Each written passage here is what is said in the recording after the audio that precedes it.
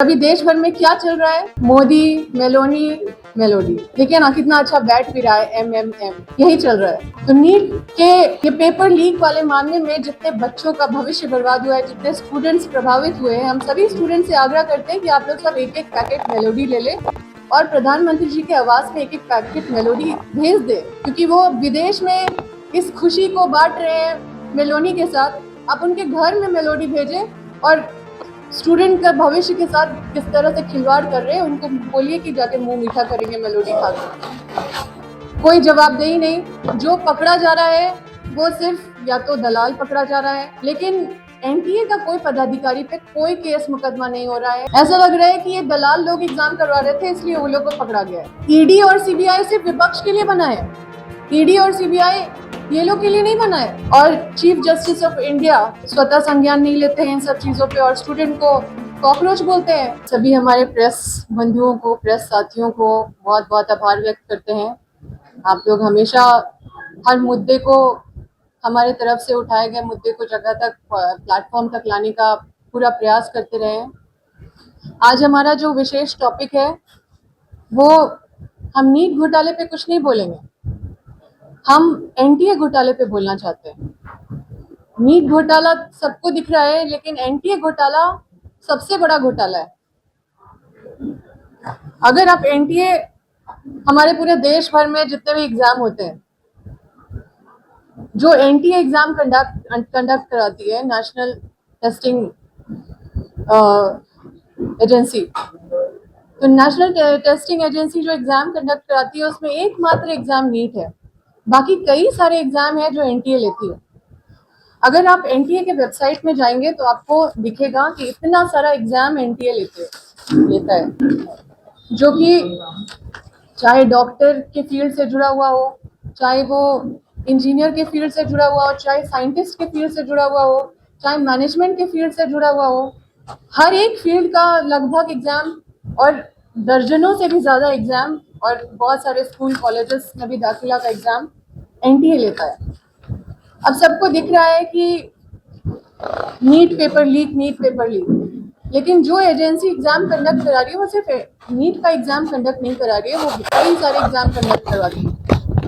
तो आप सोचिए कि एक अगर तिजोरी चाबी खोल के अगर चोरी कर लिया गया रखवाला के द्वारा, तो बाकी जो संदूक है उस पे वैसे लोग को जिम्मेदारी दे, ये उचित है क्या? इतना सारा एग्जाम, आप सोचिए कि एक एग्जाम जो है अभी 2017 से NTA शुरू किया गया बीजेपी के द्वारा, ये बोल के कि हम पारदर्शिता करना चाहते हैं, ये बोल के कि हम इसको केंद्रीकरण करना चाहते हैं और स्टूडेंट की सुविधा के लिए हम 2017 से बीजेपी ये NTA लाई ताकि स्टूडेंट को सुविधा करा सके और ऐसा एग्जाम ले जिसमें पारदर्शिता हो, स्टूडेंट का सुविधा हो।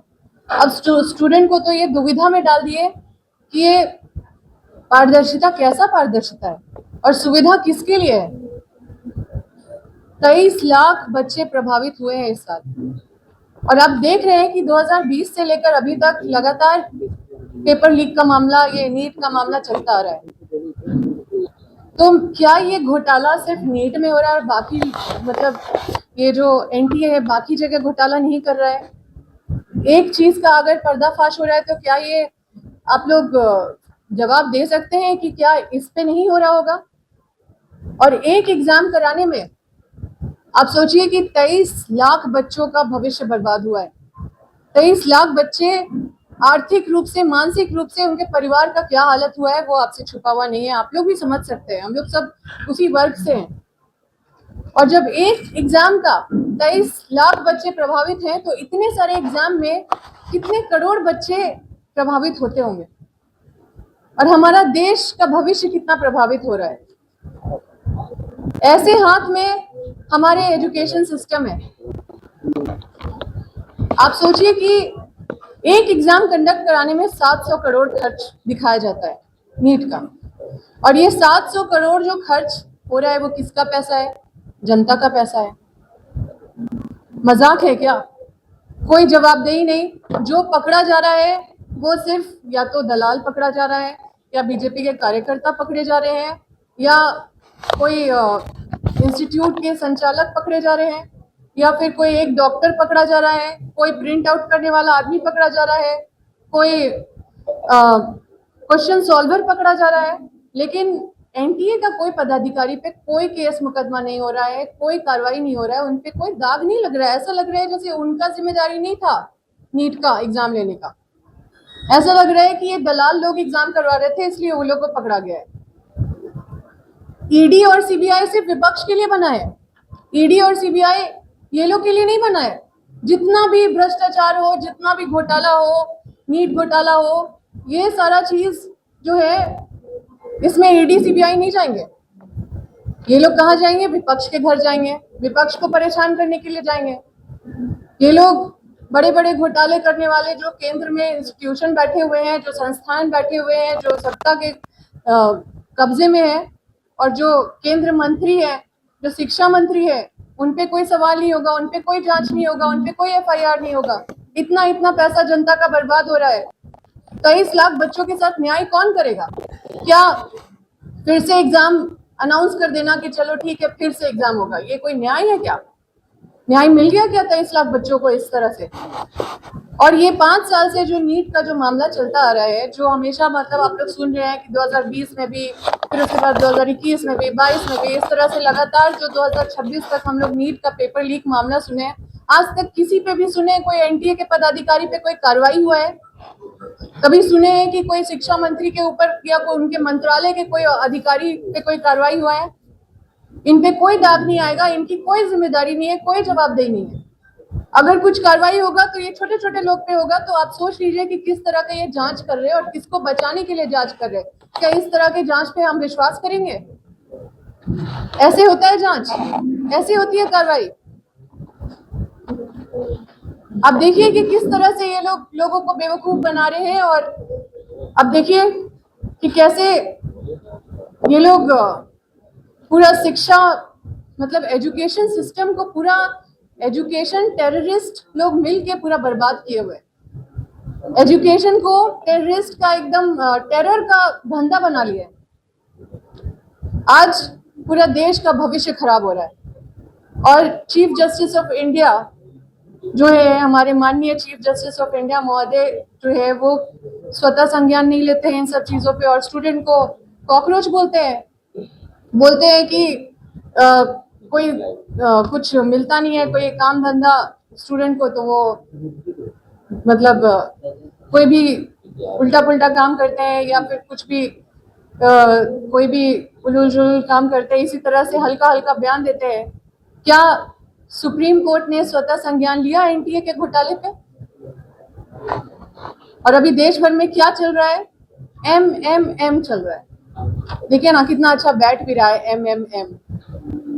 मोदी मेलोनी मेलोडी, यही चल रहा है। तो नीट के ये पेपर लीक वाले मामले में जितने बच्चों का भविष्य बर्बाद हुआ है, जितने स्टूडेंट्स प्रभावित हुए हैं, हम सभी स्टूडेंट से आग्रह करते हैं कि आप लोग सब एक एक पैकेट मेलोडी ले लें और प्रधानमंत्री जी के आवास में एक एक पैकेट मेलोडी भेज दें, क्योंकि वो विदेश में इस खुशी को बांट रहे हैं मेलोडी के साथ। आप उनके घर में मेलोडी भेजें और स्टूडेंट का भविष्य के साथ किस तरह से खिलवाड़ कर रहे हैं उनको बोलिए कि जाके मुंह मीठा करेंगे मेलोडी खाकर। ये पूरी तरह से ये मजाक बना के रखा गया है और लोगों को बस गुमराह किया जा रहा है। बोला कुछ जाता है कि पारदर्शिता के लिए एनटीए लाया गया है, ये इसलिए लाया गया है ताकि स्टूडेंट को सुविधा हो, लेकिन देखिए किस तरह से भ्रष्टाचार हो रहा है और किस तरह से खुले तौर से हर साल पेपर लीक कराया जा रहा है। और मतलब इतने सारे एग्जाम कंडक्ट कराने वाले एजेंसी पूरा बेदाग बैठे हुए हैं, शिक्षा मंत्री पूरा बेदाग बैठे हैं। हमारा मांग है कि जो एजेंसी है ईडी सीबीआई, ये गंभीरता से इन मामलों पे, चाहे वो केंद्र शिक्षा मंत्री हो चाहे वो एनटीए हो, इस पे कड़ी कार्रवाई करे। और मैं इनके इस्तीफे की मांग करती हूँ। जो सक्षम पदाधिकारी है सबका इस्तीफा का मांग करते हैं हम।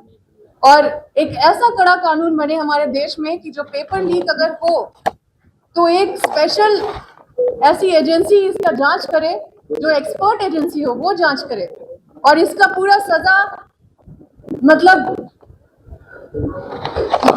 जो life to imprisonment till death हो। हमारा ये मांग है कि इस तरह का कड़ा कानून हो जो ऐसा कार्रवाई करे, और ये जो अपराध है जो हमारे देश का भविष्य बर्बाद कर रहा है, हमारा देश को खराब कर रहा है, देश को खोखला बनाते जा रहा है, वैसे लोगों को बख्शा नहीं जाना चाहिए।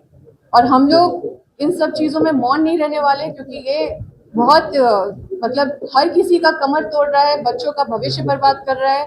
सपना जो बच्चे इतना देख रहे हैं, जो इतने मुश्किल से वहां तक पहुंच के एग्जाम दे रहे हैं, उनका घर टूट रहा है, उनका सपना टूट रहा है। और कई सारे घटनाएं भी देखने को मिल रहे हैं जगह जगह पे, जो डिप्रेशन के मारे जो कुछ कुछ घटनाओं को हम लोग आजकल देख रहे हैं, वो आप लोगों से छुपा हुआ नहीं है, और ये बहुत ही दुर्भाग्य है। इस स्तर तक राजनीति नहीं गिरना चाहिए, हम बस यही कहना चाहते हैं।